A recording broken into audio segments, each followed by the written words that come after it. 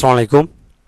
অষ্টম শ্রেণীর প্রিয় শিক্ষার্থীরা কেমন আছো? সবাই আশা করি অনেক ভালো আছো। তোমাদের ইংলিশ বইয়ের 138 নম্বর পৃষ্ঠায় যেটি রয়েছে, অর্থাৎ নবম অভিজ্ঞতায় বা যে ইউনিট রয়েছে, যে রাইটিং ডিফারেন্টলি মানে হচ্ছে কি ভিন্নভাবে লেখা, তাই না? তো এখান থেকে আমরা আজকে শুরু করব। তো এখানে যেটি দেওয়া আছে 9.11-এ, যে locate the following illustration, imagine what a happening there, অর্থাৎ নিচে ছবিটির দিকে তাকাতে বলেছে এবং কল্পনা করো সেখানে আসলে কি ঘটতেছে। তো আমরা ছবিটা দেখতে পাচ্ছি, এটা একটা লাইব্রেরির মতো। এই যে লাইব্রেরি, এখান থেকে ছেলেমেয়েরা হচ্ছে বই নিয়ে পড়তেছে, তাই না? তো নিচে কয়েকটা প্রশ্ন দেওয়া আছে। এখানে দেখো 3টি প্রশ্ন দেওয়া আছে। আমাদেরকে বলছে যে এই নাম্বারটি, যে what are the children doing, ছেলেমেয়েরা কোথায় আছে, তাই না? হোয়ার আর দ্য মানে তারা কোথায় এখন, মানে ছেলেমেয়েরা কি করতেছে। What are the children doing মানে ছেলেমেয়েরা কি করছে, ডুইং মানে করছে আর কি। হোয়ার আর দ্য মানে তারা এখন কোথায়। আচ্ছা, how will describe the place the children are, আচ্ছা আর ইন, অর্থাৎ ছেলেমেয়েরা যেখানে আছে, যে প্লেসটা বা জায়গাটা, এটা কি বর্ণনা করতে পারবে। তো discuss the importance of using library, তো লাইব্রেরি সম্পর্কে তুমি কি করতে পারবে, লাইব্রেরি ব্যবহারের গুরুত্ব নিয়ে আলোচনা করো, এটা বলছে।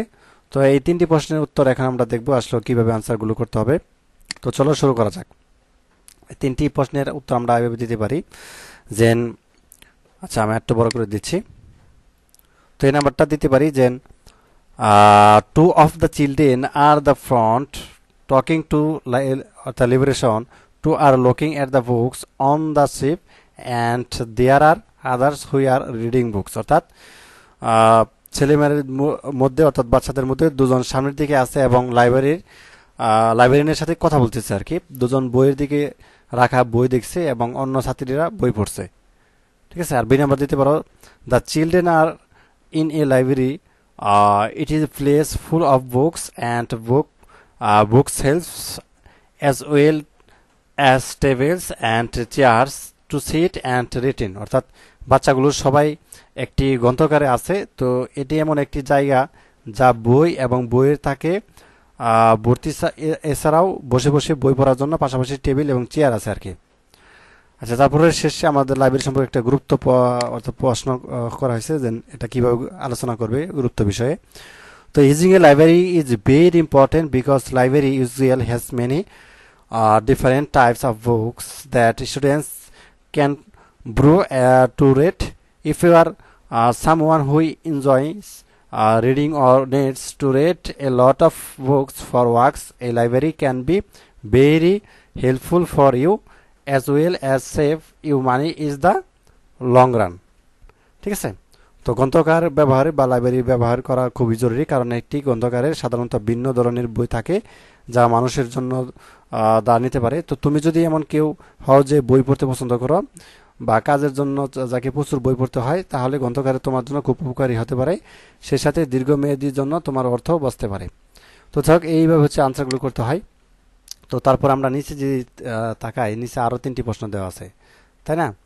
দেখো 9.2.1-এ এখানে বলছে যে, now read the sentence you have writing for, কি বলছে, for is question, then looking at the sentence your teacher show, now ask and answer the following question in press groups. এটা দলে বা আলোচনার মাধ্যমে প্রশ্নের উত্তর দিতে বলা হয়েছে। তো এখানেও 3টি প্রশ্ন দেওয়া আছে। What are the themes, subject matter of the 3 text, তাই না? অর্থাৎ আমাদেরকে এখানে যেটি বলছে, অর্থাৎ পাঠ্য 3টি বিষয়বস্তু কি আসলে, এবং how are the different from each other, অর্থাৎ তারা কীভাবে একে অপরের থেকে আলাদা। Do you know what this they are different text are called, অর্থাৎ তুমি কি জানো এই 3টি পৃথক টেক্সট পাঠ্য কি বলে, ঠিক আছে। তো এটার আনসার হচ্ছে আমরা এইভাবে দিতে পারি। তো দেখো, এই যে 3টা হচ্ছে আনসার তোমাদের। যে প্রথমটা, এই নাম্বারটা, the themes of all the text are library, অর্থাৎ প্রত্যেকটি পাঠ্যের মূল বিষয় ছিল কি, গ্রন্থাগার। আচ্ছা, বি নাম্বারটা, the only things that are different are the tone, the style of writing and the message is text in trying, কি দিতে পারি, আচ্ছা, trying to convey to the readers, অর্থাৎ এখানে কেবল সেই জিনিসটাই আলাদা, তা হলো স্বরভঙ্গি।